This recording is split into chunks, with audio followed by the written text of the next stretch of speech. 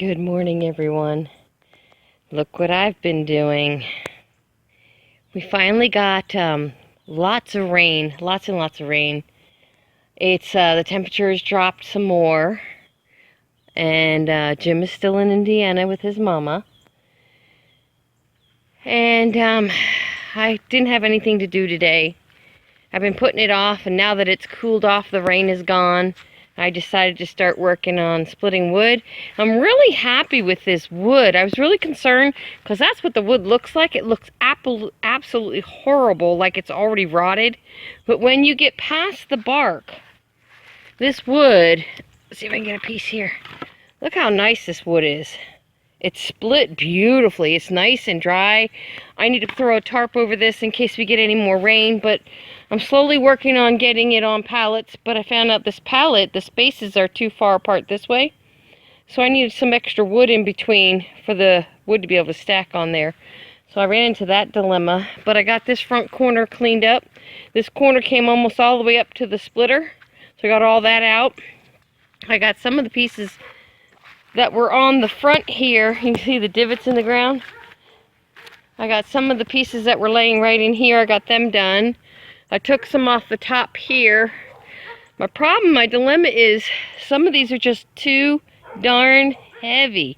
I cannot lift them without feeling a lot of pressure in my lower back, and when I feel that pressure, I know I'm overdoing things, and I don't want to end up with another herniated disc, so I'm not trying to do anything that's too heavy. So I think next time I start splitting, I'm going to start taking some of this stuff from the top back here. The dogs hear me talking, so they're going nuts. I'm going to work on some of this, and if I get again to the point that I can't lift what's left here, I'll save this till Jim gets home. But then I'll start splitting that stuff over there. I really wanted to save that for later because I wanted to process this, but my hands are kind of tied by my physical limitations. And that stuff I can actually put in the wheelbarrow and bring it over, and I can lift it because I did all that stacking. I did all that myself. So I loaded it in the truck, I unloaded it, and I stacked it. So I know I can lift that stuff. And it's aged at least a year old that the tree's been dead, so it should be ready to go. And then I had another tree, which is on the very top of this pile, that it was 2 or 3 years old, maybe 4 years old, dead, that the people finally took down. So there's stuff here I can work with, and then there's a little pile over there. Yeah, right behind that big one, there's a pile I can work with. So there's a few things I can do. I'm trying to think what else. Picasso's back in with the little boys. From what I can tell, everybody's bred now, and I do have news, which was a shocker to me, and I'll have to share that with you in another video. It's about one of the goats. It's not horrible news, but it was definitely a surprise. Other than that, everything's been going really good. I mean, I was literally stuck inside for almost 2 entire days because of the tropical system. It was called Tropical Storm Nestor that came through. But as you can see, my tarp's still up, so we got no high winds at all. We had a nice brisk breeze and lots of rain, which we needed the rain desperately. But as you can see, no trees down, nothing. It was no big deal. Once again, a lot of hype over nothing. But I do know there was a tornado that touched down in Polk County, Florida. And I haven't been able to find out what all happened with that, but I know that one definitely touched down. So my goal in the next few days before Jim comes home, I want to get all this stacked, and then I'm going to split some more. And I did use my Gorilla Cart. Guys, I am loving this Gorilla Cart. This thing has helped me every single day since Jim's gone out of town. It has helped me haul all the hay I need for my goats. It's helped me haul this firewood. What else did I use it for? I haul buckets of feed around to feed everybody. I'm loving it. Absolutely loving it. It's definitely big enough for the job that I bought it for, which was to help me get hay and grain to the goats in one load instead of having to carry the hay and then the grain, or vice versa. This gets it all done in one shot. So I'm real happy with that. I think, I was going to say that's not a full tarp. I got to find a tarp and cover my wood pile. I don't want to go to all this work and then get it sopping wet and I can't use it. Under here is aged wood too. This is something I did a couple weeks ago. That's all ready to go. And I have it covered pretty good, so this rain didn't get it. So, but that's pretty much what I'm doing. I mean, there's not a whole lot going on here.